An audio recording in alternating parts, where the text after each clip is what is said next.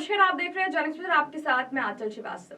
बिहार की सियासत में आज का दिन बेहद अहम है क्योंकि दिल्ली में हो रही एक मुलाकात तय कर सकती है कि महागठबंधन में सीटों का समीकरण आखिर किस ओर झुकेगा। तेजस्वी यादव और राहुल गांधी की मुलाकात पर नजरें सिर्फ बिहार की नहीं पूरे देश की टिकी हैं क्योंकि इस बैठक से निकलने वाला फॉर्मूला न सिर्फ गठबंधन की तस्वीर साफ करेगा बल्कि आने वाला चुनावी मुकाबले का भी रुख तय करेगा। जी हाँ, आज दिल्ली में तेजस्वी यादव और राहुल गांधी की मुलाकात होने जा रही है और ऐसा माना जा रहा है कि इस बैठक में सीट बंटवारे पर आखिरी मुहर लग सकती है। दोनों नेताओं की ये मीटिंग सिर्फ एक राजनीतिक मुलाकात नहीं है बल्कि बिहार चुनाव के भविष्य की रूपरेखा तय करने वाली चर्चा है। दरअसल लंबे समय से महागठबंधन की घटक दलों के बीच सीटों के फॉर्मूले को लेकर माथापच्ची चल रही थी और अब उम्मीद है कि आज इस पर कोई ठोस नतीजा निकल सकता है। जानकारी के मुताबिक कांग्रेस ने अपने 60 प्रत्याशियों के नाम लगभग फाइनल कर दिए।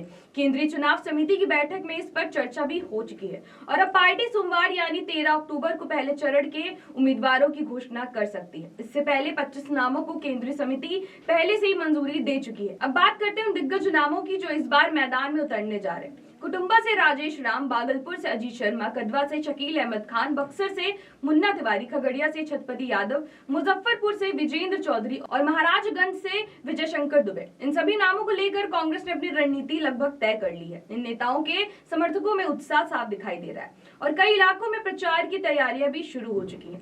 शनिवार को कांग्रेस स्क्रीनिंग कमेटी की ऑनलाइन बैठक हुई जिसमें अजय माकन, बिहार कांग्रेस प्रभारी कृष्ण अल्लावरू और प्रदेश अध्यक्ष राजेश राम शामिल हुए। इस बैठक के बाद अब गेंद महागठबंधन समन्वय समिति के पाले में जिसके चेयरमैन है तेजस्वी यादव और इस कड़ी में आज तेजस्वी यादव और राहुल गांधी की मुलाकात बेहद अहम मानी जा रही है। लेकिन एक दिलचस्प मोड़ ये भी है कि तेजस्वी यादव सिर्फ सीट बंटवारे की वजह से दिल्ली नहीं आए। दरअसल 13 अक्टूबर को दिल्ली के राउस एवेन्यू कोर्ट में लालू यादव, राबड़ी देवी और तेजस्वी यादव की पेशी होनी है। IRCTC घोटाले के मामले में आरोप तय किए जाने हैं। तेजस्वी यादव इसीलिए एक दिन पहले यानी आज दिल्ली पहुंच रहे हैं और इसी बहाने राहुल गांधी से मुलाकात का सिलसिला भी तय हुआ है। अब बात करते हैं उस गणित की जिस पर पूरा महागठबंधन टिका हुआ है। सूत्रों से मिली जानकारी के मुताबिक महागठबंधन में सीट बंटवारे का जो फॉर्मूला बन रहा है उसमें आरजेडी को 134 से 135 सीटें, कांग्रेस को 54 से 55 सीटें, CPI-ML को 21 से 22 सीटें, CPI को 6 सीटें और वीआईपी पार्टी को 15 से 16 सीटें मिल सकती हैं। यानी कुल मिलाकर अब सारा खेल 1 या 2 सीटों के हेरफेर पर अटका हुआ है। पटना से लेकर दिल्ली तक सियासी हलचल जोरों पर है।